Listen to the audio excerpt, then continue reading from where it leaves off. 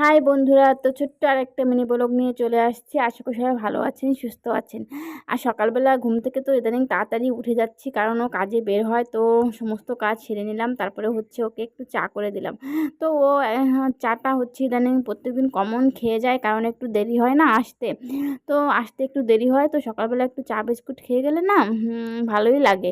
তো সে কারণে আমিও ওকে বানিয়ে দিই, চা করে দিই, কারণ চা অতটা বেশি আমরা খাই না আর কি, কিন্তু ইদানিং খাওয়া পড়ছে। আর এদিকে সকালবেলা কলে সুন্দর জল দিয়েছিল, জলটা একটু ভরে নিলাম। তারপরে হচ্ছে ঘরের যে সমস্ত কাজবাজ ছিল সেগুলো একটু গুছিয়ে নিলাম।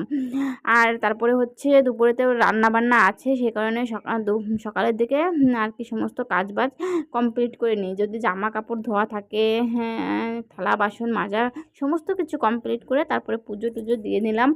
আর এখন হচ্ছে মুড়ি খাবো, তো মুড়ি খাওয়ার জন্য ওই যে মুড়িটা ঢালছি। আর ও আসবে এখন।